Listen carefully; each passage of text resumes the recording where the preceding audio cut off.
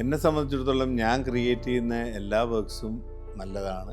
പിന്നെ ഒരു ഔട്ട്സ്റ്റാൻഡിങ് ആയിട്ടുള്ളൊരു ഡിസൈൻ എന്ന് വേണേൽ പറയാവുന്ന ഒരു പ്രോജക്റ്റ് എന്ന് പറയുന്നത് കേരളത്തിൽ ആദ്യമായിട്ട് ചെയ്ത റിവോൾവിങ് റെസ്റ്റോറൻ്റ് ആയിരുന്നു. ദാറ്റ് വാസ് റിയലി എനിക്കൊരു വല്ലാത്തൊരു ടെമ്പർമെൻറ്റുള്ളൊരു പ്രോജക്റ്റായിരുന്നു. കാരണം ഹൗ ഇറ്റ് വിൽ ഹാപ്പൻ എന്നുള്ളൊരു ഫീലിങ്ങിലും കാര്യങ്ങളിലും ഒരു പരിധിവരെ എനിക്കത് ഡിസൈൻ നല്ല രീതിയിൽ തന്നെ ചെയ്യാൻ പറ്റി. അതിൻ്റെ സ്ട്രക്ചറും എല്ലാം എലമെൻറ്റ്സും കൂട്ടിയിട്ടാണ് ആ ബിൽഡിംഗ് ഡിസൈൻ ചെയ്തത്. That was I think talk of the town of Kerala, especially in Cochin. കാരണം ഒരു ആദ്യമായിട്ടാണ് കേരളത്തിലൊരു റിവോൾവിങ് റെസ്റ്റോറൻറ്റ് എന്ന് പറയുന്ന ഒരു കൺസെപ്റ്റിൽ ഒരു ബിൽഡിംഗ് ഉണ്ടാക്കുന്നത്. അപ്പം അതിൻ്റേതായിട്ടുള്ളൊരു സാറ്റിസ്ഫാക്ഷൻ ആ ബിൽഡിങ്ങിനോട് ഉണ്ടായിരുന്നു. അത് ബിക്കോസ് ഞാൻ അതിനകത്തൊരു ഭാഗവാക്കും കൂടിയാണ് ആ ബിൽഡിങ്ങിൽ എല്ലാ രീതിയിലും. Not only then architect level, at the same time I was also an investor for that project. അപ്പോൾ അതുകൊണ്ട് ആ പ്രോജക്റ്റിനോട് എനിക്കൊരു പ്രത്യേക ഒരു ഇഷ്ടം തന്നെയായിരുന്നു.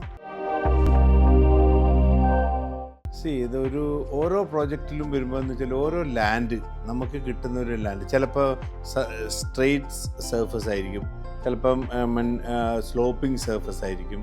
ഇതൊക്കെ ഈ ആർക്കിടെക്ചറിലൊരു ഇമ്പോർട്ടൻ്റ് ആസ്പെക്ട്സ് എന്താണെന്ന് വെച്ചാൽ ആ പരിസരങ്ങൾ അല്ലെങ്കിൽ ഒരു നേച്ചറുമായിട്ട് നല്ല രീതിയിൽ ബ്ലെൻഡ് ചെയ്ത് പോകുന്നുള്ള ഡിസൈൻസ് കൊണ്ടുവരാന്നുള്ളത്. പിന്നെ ഏറ്റവും ഇമ്പോർട്ടൻ്റ് ആയിട്ടുള്ള ആസ്പെക്ട്സ് എന്ന് വെച്ചാൽ ഒരു ക്ലയൻറ്റിന് എന്തൊക്കെയാണ് ആഗ്രഹം എന്നുള്ളത് ശരിക്കും ഡിസൈൻ ചെയ്യുന്ന റിയൽ ആർക്കിടെക്ചറിൽ പറയുകയാണെങ്കിൽ ആ ക്ലയൻറ്റിൻ്റെ കൂടെ ദിവസങ്ങളോളം സ്പെൻഡ് ചെയ്യണം. അവരുടെ ക്യാരക്ടറും അവരുടെ സ്റ്റൈലും അവരുടെ ടോട്ടൽ അവരുടെ ബിഹേവിയർ പാറ്റേൺസും ഇതെല്ലാം മനസ്സിലാക്കിക്കൊണ്ട് ചെയ്താൽ അതായിരിക്കും ഒരു ആർക്കിടെക്ചറിൽ വൺ ഓഫ് ദി ബെസ്റ്റ് എന്ന് ഞാൻ പറയുള്ളൂ. പക്ഷേ അതിന് ഈ ലാക്ക് ഓഫ് ടൈമിൻ്റെ ആസ്പെക്ട്സ് ഉള്ളതുകൊണ്ട് I don't think that it is a viable level of an architect. So അവർ ചെയ്യുന്നത് എന്താണെന്ന് വെച്ചാൽ അവരുടെ ബേസിക് കൺസെപ്റ്റ് എന്താണെന്ന് മനസ്സിലാക്കുന്നു ബൈ ഡിസ്കഷൻസും കാര്യങ്ങളൊക്കെ ആയിട്ട്. എന്നിട്ട് അതിനെ ഒരു ഉൾക്കൊണ്ട് അതിനെ നല്ല വിഷ്വലൈസ് ചെയ്യലാണ് ഒരു ആർക്കിടെക്റ്റിൻ്റെ ആദ്യത്തെ പ്രധാന കർമ്മം. ഒരു പ്രോജക്റ്റ് വരുമ്പോൾ, ഒരു ലാൻഡ് വരുമ്പോൾ അതെങ്ങനെ ആ പർട്ടിക്കുലർ പ്ലോട്ടിൽ എങ്ങനെ വിഷ്വലൈസ് ചെയ്യുക എന്നുള്ളതാണ് ഒരു ആർക്കിടെക്റ്റ് ചിന്തിക്കുക. അപ്പോൾ അതിനുശേഷം ഡിസൈൻ തനിയെ അങ്ങ് വരില്ലാണ്. അതിനകത്തൊരു സിംപ്ലിസിറ്റി എന്ന് പറയുന്നത് ഫോർ എക്സാമ്പിൾ ഒരു വീടാ പണിയുന്നെങ്കിൽ അതൊരു ആസ്പെക്ട്സിൽ ചില ക്ലയൻസിന് വീടായിരിക്കില്ലല്ലോ ഡിസൈൻ. വീട് മാത്രമല്ല ഒരു ആർക്കിടെക്റ്റിൻ്റെ പ്രാഥമികമായിട്ടുള്ളൊരു ആർക്കിടെക്റ്റിൻ്റെ responsibility is not only making a house, that is a one of the small element എന്നല്ലാണ്ട് ഒരു ആർക്കിടെക്റ്റിനെ സംബന്ധിച്ചിടത്തോളം ഒരുപാട് പബ്ലിക് ലെവൽ ബിൽഡിങ്സും അല്ലെങ്കിൽ ഒരുപാട് ഡിഫറെൻ്റ് ആയിട്ടുള്ള ഷോപ്പിംഗ് കോംപ്ലക്സുകളായാലും അപ്പാർട്ട്മെൻറ്റ്സൊക്കെ ഡിസൈൻ ചെയ്യുമ്പോൾ ഒരു ആർക്കിടെക്റ്റിന് ഭയങ്കര വെല്ലുവിളിയാണ്. കാരണം വെച്ചാൽ 4 ഡയറക്ഷനിലും ഈ വീടുകളും റൂംസും എല്ലാം പ്ലാൻ ചെയ്യണം. കാരണം നോർത്ത്, സൗത്ത്, ഈസ്റ്റ്, വെസ്റ്റിലും 4 ഡയറക്ഷനിലും ഒരു ബിൽഡിങ്സിനെ കൊണ്ടുവരണം. അപ്പോൾ അതൊക്കെ ഭയങ്കര റിസ്കി. അവിടെയാണ് ശരിക്കും നമ്മൾ കാറ്റും വെളിച്ചവും ഒക്കെ ഒരു വീട്ടിൽ കടന്നു പോകാനുള്ള രീതിയിലായിരിക്കണം ഒരു ആർക്കിടെക്റ്റ് വീട് ഡിസൈൻ ചെയ്യുന്നത്. അപ്പം എന്നെ സംബന്ധിച്ചിടത്തോളം ഈ ഇതെന്ന് പറയുന്ന ഒരു ക്ലയൻറ്റിൻ്റെ ആഗ്രഹങ്ങളും പിന്നെ നാച്ചുറലായിട്ടുള്ള ഒരു ബന്ധങ്ങളൊക്കെ ഉണ്ട്. അപ്പം അതിനെയൊക്കെ കോറിലേറ്റ് ചെയ്തിട്ടാണ് ഒരു ആർക്കിടെക്റ്റ് വീട് ഡിസൈൻ ചെയ്യുന്നതും അത് പൂർത്തീകരിക്കുന്നത്. ഇതൊരു വലിയൊരു നിങ്ങൾ ചോദിച്ചൊരു വേറൊരു ആംഗിളിലെ ക്വസ്റ്റ്യനാണ്. അതായത് ഇതിനകത്ത് വിശ്വാസത്തിൻ്റെ കാര്യങ്ങളൊന്നുമില്ല. കാരണം ഓറിയൻറ്റേഷൻ ഒരു ബിൽഡിങ്ങിനെ സംബന്ധിച്ചിടത്തോളം നമ്മളതെങ്ങനെ കാറ്റും വെളിച്ചവും നിർബാധം വീടിനകത്ത് കയറി പോകണം. ഇതാണ് സണ്ണിൻ്റെ ഡയറക്ഷൻസ്. ഡയറക്റ്റ് വെയിൽ ഉള്ളിക്കായിരിക്കാൻ വേണ്ടി കാറ്റ് കടന്നു പോകാനുള്ള സൗത്ത് വെസ്റ്റ് കോർണർ എന്നൊക്കെ പറയുന്നത് കന്നിമൂല എന്ന് പറയുന്ന ഒരു മൂലയാണ്. That's a south west. സൗത്തിൽ നിന്നുള്ള നല്ല കുളിർക്കാറ്റുകൾ പടിഞ്ഞാറ് വഴി ചിലപ്പോൾ പോവും, ചിലപ്പോൾ പടിഞ്ഞാറ് നിന്ന് വരുന്ന കാറ്റുകൾ സൗത്ത് വഴി അങ്ങോട്ട് പോകും. അപ്പോൾ അതുപോലെ ഈ റൂമിൻ്റെ ഡിസൈൻ ചെയ്യുമ്പോൾ ഒരു ആർക്കിടെക്റ്റിനെ സംബന്ധിച്ചിടത്തോളം എന്താണെന്ന് വെച്ചാൽ നമ്മൾ അശുദ്ധമായിട്ടുള്ള കാറ്റുകളും മറ്റൊക്കെ ഉണ്ട്. ഫോർ എക്സാമ്പിൾ ഒരു ബാത്റൂം. അപ്പോൾ പണ്ട് കാലത്തുള്ള ബാത്റൂം ഡിസൈൻ ചെയ്യാന്ന് പറയുന്നത് ശരിക്കും ഒരു വീട്ടിൽ നിന്ന് മാറ്റിക്കൊണ്ടായിരുന്നു. അത് വീട്ടിലേ ഉണ്ടാവില്ല, പുറത്തെവിടെയെങ്കിലും ഭൂമിയിൽ കൊണ്ടുപോയിട്ട് എവിടെയെങ്കിലും കോർണറിൽ കൊണ്ടുപോയിട്ട് ബാത്റൂം വയ്ക്കുന്ന ഒരു കൺസെപ്റ്റിൽ അതിൽ നിന്നൊക്കെ ഒരുപാട് മാറി നമ്മൾ മോഡേൺ ജനറേഷൻ ബാത്റൂം ഫിറ്റിങ്സും ബാത്റൂമിൽ കിടന്ന് ഉറങ്ങാമെന്നുള്ള കണ്ടീഷനിലേക്ക് ടി വി കാണാനുള്ള കണ്ടീഷനിലും ഒക്കെ ആയിട്ട് വന്നിരിക്കുകയല്ലേ. അപ്പം എന്ത് തന്നെ ആയാലും ഒരു വേസ്റ്റ് ഒരു സ്മെല്ലും കാര്യങ്ങളൊക്കെ വരുന്ന സ്ഥലത്ത് ഒരിക്കലും ആ ടോയ്ലറ്റോ അല്ല അങ്ങനത്തെ കാര്യങ്ങളൊന്നും അവിടെ വെക്കാൻ പാടില്ല. പിന്നെ കിച്ചൺ പ്ലേസ് ചെയ്യുമ്പോൾ നോർത്ത് ഈസ്റ്റിലും സൗത്ത് ഈസ്റ്റിലൊക്കെ കൊടുക്കുന്ന കാര്യം എന്ന് വെച്ചാൽ അതൊക്കെ ഒരു സയൻസാണ് ഇതിൻ്റെ base. It's not a base of any വിശ്വാസങ്ങൾ അതിനകത്ത് ഒന്നുമില്ല. വിശ്വാസമല്ല അതിനകത്തുള്ള കാര്യം, ഇറ്റ്സ് ഓൺലി എ സയൻസ്. അപ്പോൾ സയൻസ് ബേസിൽ ഡിസൈൻ ചെയ്യുമ്പോൾ ഈ പറഞ്ഞ മാതിരി ലൈറ്റും വെന്റിലേഷനും ഒക്കെയാണ് ഇമ്പോർട്ടൻസ്. വാസ്തുവിദ്യ എന്ന് പറയുന്നത് ഒരൊറ്റൊരിതേ ഉള്ളൂ, it's A science. Answer is science, nothing else. ഒരു വിശ്വാസവും ഈ ബിൽഡിങ്ങിനെ സംബന്ധിച്ചിടത്തോളം ഇല്ല. ഇപ്പം അങ്ങനെയാണെങ്കിൽ ഫെങ്ഷുയി എന്താ പറയുന്നത്, വിശ്വാസത്തിൻ്റെ പുറത്ത് അവരെന്ത് ചെയ്യുന്നു വെച്ചാൽ എന്തെങ്കിലും ബാഡ് എലിമെൻറ്റ്സ്, നെഗറ്റീവ് എലിമെൻറ്റ്സ് വരുന്ന സ്ഥലത്തൊക്കെ കൊണ്ടുപോയിട്ട് പോസിറ്റീവ് എനർജി കിട്ടുന്ന കുറേ കാര്യങ്ങളൊക്കെ വെച്ച് കൊടുക്കുകയും പിടിക്കുകയും എവിടെ വേണമെങ്കിലും കൺസ്ട്രക്ട് ചെയ്യാമെന്ന് പറയുന്നത് ചൈനീസ് വാസ്തുവിദ്യയിൽ. അപ്പോൾ അവർക്ക് യാതൊരു ഡയറക്ഷനും ഒന്നും പ്രശ്നമില്ല. So they are only worried about the positive spirit of the house. അപ്പോൾ ആ ഒരു ലെവലിലാണ് അതിനെ കാണുന്നത്. അപ്പോൾ യാതൊരു വ്യത്യാസമില്ല. നമ്മൾ ഇന്ത്യയിലുള്ള വാസ്തുവിദ്യയും അല്ലെങ്കിൽ വാസ്തുശാസ്ത്രവും ചൈനീസ് വാസ്തുശാസ്ത്രം തമ്മിൽ അജഗജാന്തര വ്യത്യാസങ്ങളില്ലേ. അപ്പോൾ എല്ലാ സ്ഥലത്തും സയൻസ് ഉണ്ട്. പക്ഷേ അവർ ചെയ്ത ആളുകളുടെ വിശ്വാസത്തെ മുൻനിർത്തിക്കൊണ്ട് പല രീതിയിലുള്ള രൂപങ്ങളും അല്ലെങ്കിൽ പല പല സാധനങ്ങളും അതിനകത്ത് എലമെൻ്റായിട്ട് കയറ്റിക്കൊണ്ട് ആ പോസിറ്റീവ് എനർജിയെ കൊണ്ടുവരാനായിട്ടാണ്.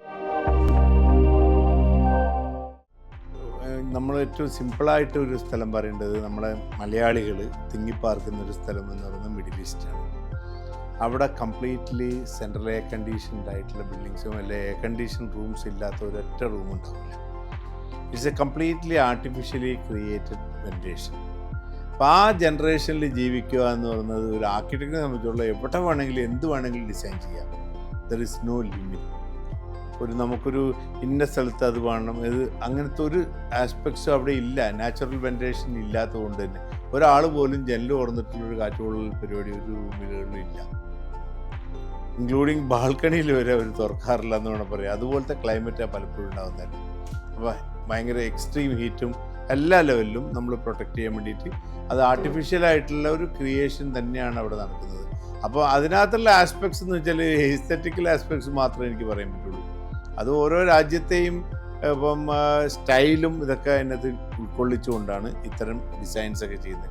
ഫോർ എക്സാമ്പിൾ ഇപ്പോൾ ഒരു വൈറ്റ് ബേസ്ഡ് ആയിട്ടുള്ള കുറേ ഏരിയയിൽ ഡിസൈൻ ചെയ്ത ഒമാനുണ്ട്. അവരൊക്കെ ഒരു കൾച്ചർ എന്ന് പറയുന്നത് white based building. Most of the areas.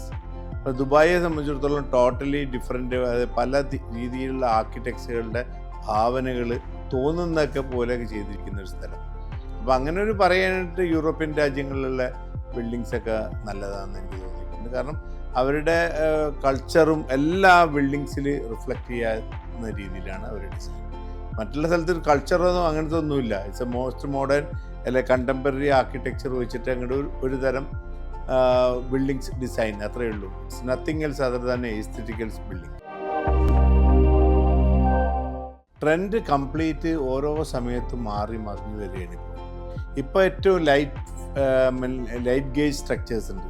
അത് ഈവൻ ഓസ്ട്രേലിയയിലും അല്ലെ ജപ്പാനിലും ഒക്കെ steel structure, light steel structures, ഇതൊക്കെയാണ് ഇപ്പം ശരിക്കും പറഞ്ഞാൽ ഇനി ഫ്യൂച്ചറിൽ വരേണ്ട ആവശ്യമില്ല. ഒരു ബിൽഡിങ്ങിനെ സംബന്ധിച്ചിടത്തോളം നമുക്ക് വേണ്ടത് ആവശ്യത്തിനുള്ള സ്ട്രെങ്ത്തും സസ്റ്റൈനബിലിറ്റി. ആ ബിൽഡിംഗ് പണിത് കഴിഞ്ഞാൽ തന്നെയും അവിടെ വർഷങ്ങളോളം നിൽക്കണം എന്നുള്ള രീതിയിൽ. ഇപ്പോൾ ഈവൻ ഫോർ എക്സാമ്പിൾ ഈ അടുത്ത കാലത്ത് ഞാൻ യാത്ര ചെയ്തൊരു സ്ഥലമാണ് ജപ്പാൻ.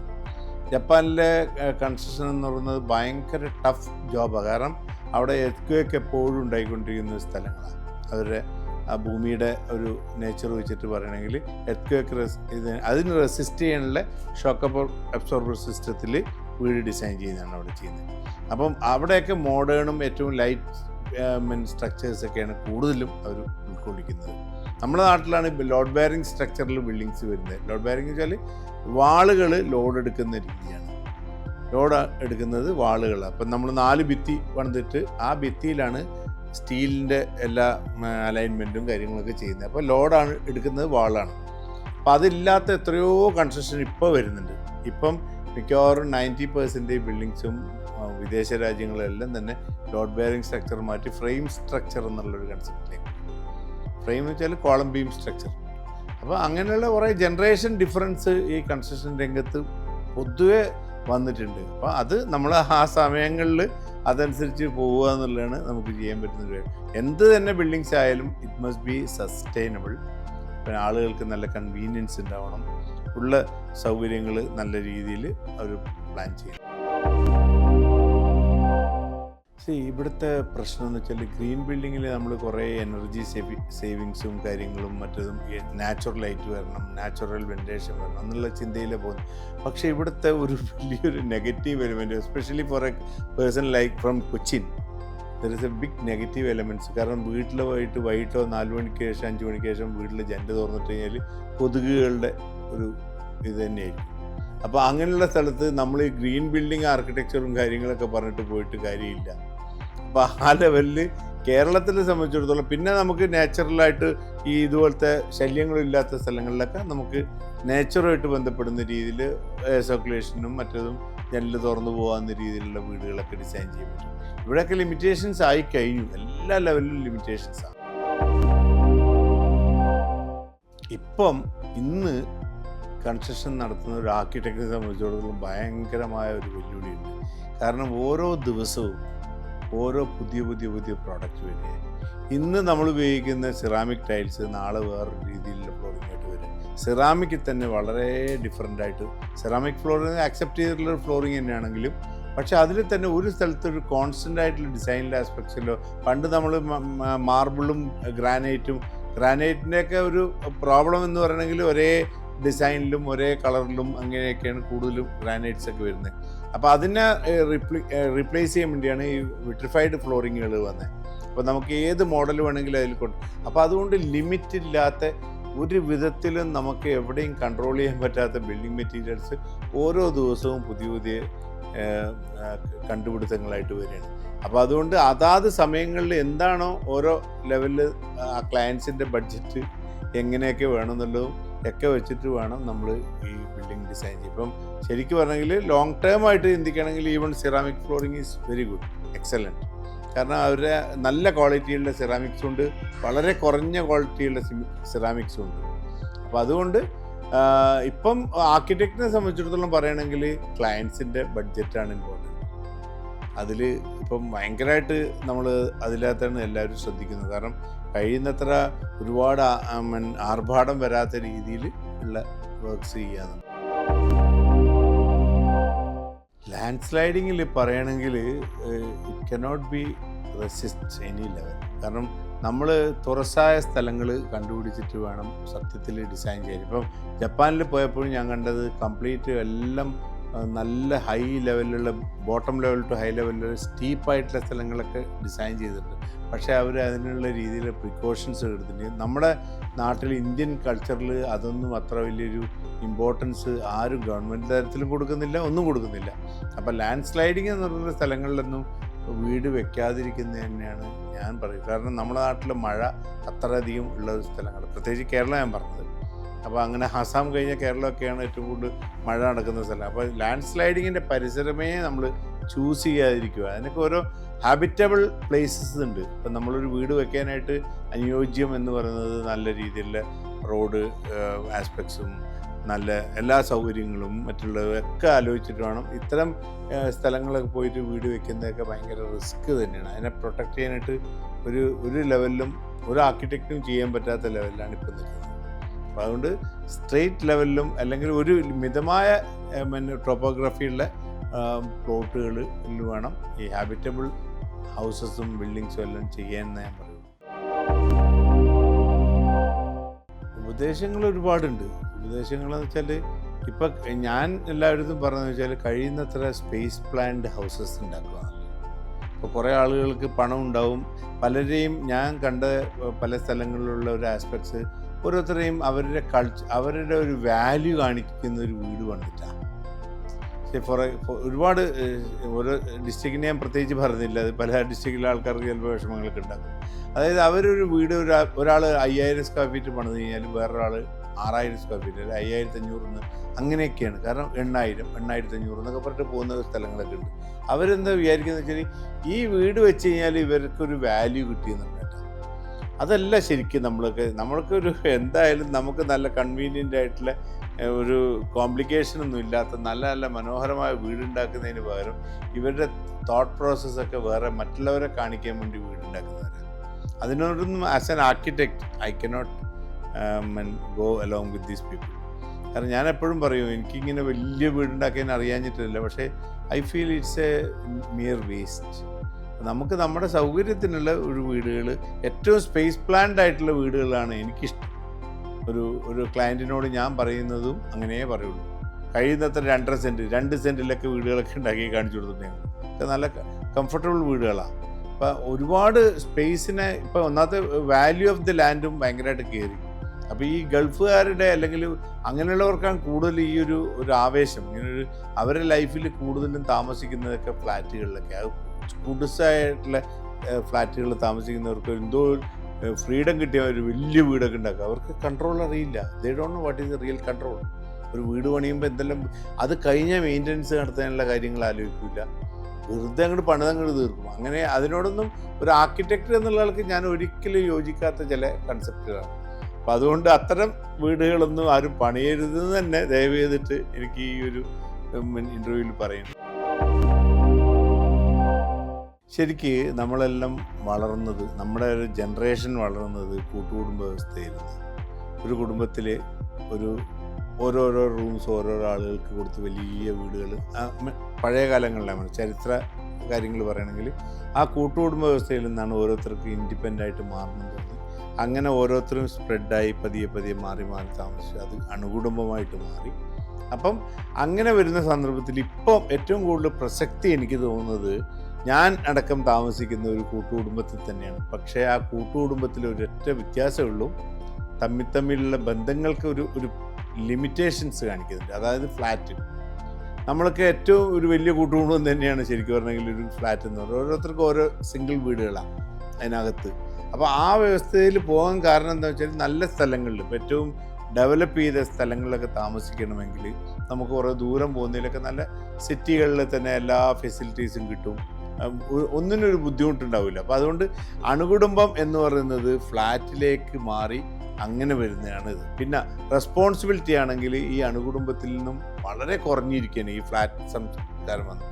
അപ്പോൾ ഇനിയുള്ള കാലത്ത് ഫ്യൂച്ചറിലായാലും ശരി, ഐ എം ഷുവർ കേരളത്തിലും ഈ ഇൻഡിപെൻഡൻ്റ് ഹൗസിങ്ങിൻ്റെ കൺസെപ്റ്റേ മാറിയേ പറ്റുള്ളൂ. പകരം എല്ലാവരും കൂടി യോജിക്കുന്ന ഒരു കമ്മ്യൂണിറ്റി ലിവിങ് ആയിട്ട് തന്നെ വീണ്ടും തിരിച്ചു പോകും. ദാറ്റ് ഈസ് നോട്ട് ആ കുടുംബ വ്യവസ്ഥയിൽ വ്യത്യാസമുണ്ടെന്നുള്ളൂ. ഒരാൾ വേറെ സ്ഥലത്തായിരിക്കും, വേറെ സ്ഥലത്ത് അങ്ങനെയുള്ള അതായത് ഒരു കുടുംബത്തിൽ നിന്ന് വന്നവരായിരിക്കില്ല, പല കുടുംബങ്ങളിൽ നിന്നുള്ള പല കൾച്ചറൽ ലെവലിൽ വരുന്ന എല്ലാവരും ഏക മനസ്സോടുകൂടി പോകുന്ന ഒരു വാസസ്ഥലങ്ങളാണ് ഇനി കേരളത്തിലും നല്ല ഇന്ത്യയിലും മൊത്തം വരാം. പണ്ട് കാലങ്ങളിൽ ആർക്കിടെക്ചർ എന്ന് പറയുന്നത് ഒരു വിഭാഗം തന്നെ ഉണ്ടെന്ന് പലരും മനസ്സിലാക്കി. പണ്ട് കാലത്ത് ആശാരിമാരും ഒക്കെയാണ് വീടുകളും ബിൽഡിങ്ങുകളും, മേസ്ത്രിമാരും ആശാരിമാരൊക്കെയാണ് ഈ വീട് പണിയാറുള്ളത്. അതിനുശേഷമാണ് ആർക്കിടെക്ചർ എന്നൊരു വിഭാഗം ഈ ഇന്ത്യയിൽ കേരളത്തിലൊക്കെ ഉണ്ടെന്ന് മനസ്സിലാക്കി ഈ കഴിഞ്ഞ ഒരു 10-30-35 വർഷം മുമ്പൊക്കെയാണ്. 40 വർഷമൊക്കെ ആയിട്ടുള്ളൂ എന്ന് തന്നെ ഞാൻ പറയും. ഞങ്ങളുടെയൊക്കെ സ്റ്റാർട്ടിങ്ങിലൊക്കെ ഞങ്ങളത് എക്സ്പീരിയൻസ് ചെയ്തത്. എൻറ്റയർ കേരളയിൽ ആകെ 15 കുട്ടികൾ പാസ്സാകുന്നൊരു കോഴ്സായിരുന്നു ഞങ്ങളൊക്കെ പഠിച്ചു വന്നത്.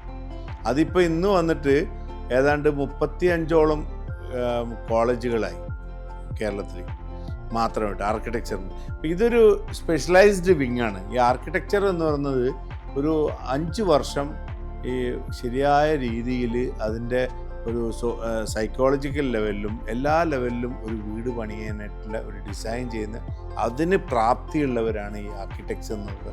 അതിപ്പോൾ സ്പെഷ്യലൈസേഷനിലേക്ക് ഡോക്ടേഴ്സിൽ വന്നിട്ട് പറഞ്ഞിട്ടുണ്ടെങ്കിൽ ഹാർട്ട് മാത്രം നോക്കുന്നവരുണ്ട്, പിന്നെ ENT കളുണ്ട്, കൈകാലുകളുടെ സ്ട്രെങ്ത് നോക്കുക, അങ്ങനെ പല സ്കിന്നിൻ്റെ ഡോക്ടേഴ്സ് ഉണ്ട്. അപ്പോൾ സ്പെഷ്യലൈസേഷൻ എല്ലാ ഫീൽഡിലും വന്നിരിക്കുകയാണല്ലോ. അപ്പോൾ ആർക്കിടെക്ട്സ് എന്ന് പറയുന്നത് വീട് ഡിസൈൻ ചെയ്യാനും ബിൽഡിംഗ് ഡിസൈൻ ചെയ്യാനും കമേഴ്ഷ്യൽ ആക്ടിവിറ്റീസും മാസ്റ്റർ പ്ലാൻ ചെയ്യാനായിട്ടും സിറ്റി ഡെവലപ്മെൻറ്റ്സ് പ്ലാൻ ചെയ്യാനും അങ്ങനെ ഒരുപാട് കാര്യങ്ങളുടെ മാസ്റ്റർ ബ്രെയിൻ ചെയ്യാനായിട്ട് പഠിച്ച് 5 വർഷം പഠിച്ചിറങ്ങുന്നവരാണ് ഈ ആർക്കിടെക്ട്സ്. അപ്പോൾ ഇപ്പോൾ ഉള്ള ജനറേഷൻ സ്റ്റുഡൻസൊക്കെ ഇനിയിപ്പോൾ വരാൻ പോണത്, ഇപ്പോൾ ഇവിടെയുള്ള ഇനീഷ്യൽ ആർക്കിടെക്ട്സ് എന്ന് പറയുന്നവർ കൂടുതൽ കോൺസെൻട്രേറ്റ് ചെയ്യുന്ന വീടുകളുടെ നിർമ്മാണം, അതിൽ ഇൻറ്റീരിയർ ഡിസൈൻ. ഇപ്പോൾ എല്ലാവരും ഇൻറ്റീരിയർ ഡിസൈനേഴ്സ് ആർക്കിടെക്ട്സ് എന്നുള്ള പേരിൽ അറിയപ്പെടുന്നത്. എല്ലാവരും ആർക്കിടെക്ട്സ് ആണ്. ഇപ്പോൾ there is no civil engineer or diploma engineer or anything. 10ാം ക്ലാസ് പാസ്സായവനും ഒരു ഇൻറ്റീരിയർ ഡിസൈൻ പഠിച്ചു കഴിഞ്ഞാൽ അവനും ആർക്കിടെക്റ്റായി. അപ്പോൾ ഇതിനകത്തുള്ള കാര്യം എന്ന് വെച്ചാൽ അവസരങ്ങൾ അതനുസരിച്ചിട്ട് വരുന്നുണ്ട്, ആളുകളുടെ ട്രെൻഡ് മാറുന്നുണ്ട്, അതുപോലെ ബിൽഡിംഗ് മെറ്റീരിയൽസ് ഇവിടെ അവൈലബിൾ ആയിക്കൊണ്ടിരിക്കുകയാണ്. അപ്പോൾ ഇതിനെല്ലാം വെച്ചിട്ട് ഒരു പുതിയ ജനറേഷൻ ഇനി നാടിനെ ഡെവലപ്പ് ചെയ്ത് കൊണ്ടുകൊണ്ടിരും. ഇവർക്കൊക്കെ നല്ല സ്കോപ്പും ഉണ്ടെന്ന് തന്നെ ഞാൻ പറയുള്ളൂ. കാരണം ട്രെൻഡ് മാറിക്കൊണ്ടിരിക്കുന്നുണ്ട് മാത്രം. ആർട്ടിഫിഷ്യൽ ഇൻ്റലിജൻസിൻ്റെ ഒറ്റ പ്രശ്നമുള്ളൂ. ഇപ്പം ഞങ്ങൾ മനസ്സിലാക്കുന്നത് വെച്ചാൽ ആർക്കിടെക്ചറായിട്ട് ആർട്ടിഫിഷ്യൽ ഇൻ്റലിജൻസിൽ വരുന്നത്. പിന്നെ ഫസാഡ് ഡിസൈൻസിലൊക്കെ കുറേ ഈ പറഞ്ഞ സാധനങ്ങളൊക്കെ മാറ്റം വേണ്ടി. ഒരു ദിവസം കാണുന്ന ഒരു ബിൽഡിംഗ് ആയിരിക്കില്ല നെക്സ്റ്റ് ഡേ കാണാൻ പോണത്. അത് ഈവൻ ഗ്ലാസ്സിൽ നമുക്ക് പല രീതിയിലുള്ള സിറ്റികൾ അല്ലെങ്കിൽ സിനിമ വേണമെങ്കിൽ കാണിക്കാം. ഇപ്പോൾ ഫോർ എക്സാമ്പിൾ നമ്മുടെ ബുർജ് ഖലീഫയുടെ ബിൽഡിങ്സിൽ ഒരു ദിവസം നിങ്ങൾ കാണുന്നത് കംപ്ലീറ്റ് വേറൊരു ഏതെങ്കിലും ഒരു ഷാറൂഖ് ഖാൻ്റെ സിനിമയോ അല്ലെങ്കിൽ നമ്മളെ മമ്മൂട്ടിയുടെ മകൻ്റെ ഫിലിംസൊക്കെ വരുമ്പോൾ അതിനകത്താണ് കാണുന്നത്. അതിലേക്ക് ഈ ആർട്ടിഫിഷ്യൽ ഇൻ്റലിജൻസ് വരുന്ന മെയിനായിട്ട് ഈ മൂവ്മെൻറ്റിലല്ല, അതിന് പകരം എക്സ്റ്റേണൽ എലിവേഷൻസിലും അതിലൊക്കെ ആർട്ടിഫിഷ്യലിൻ്റെ ഒരുപാട് പ്രസക്തി വന്നുകൊണ്ടിരിക്കുകയാണ്. ദാറ്റ് വിൽ ബി അതൊരു ട്രെൻഡ് തന്നെയായിരിക്കും ആഫ്റ്റർ സോ മെനി ഇയേഴ്സ്.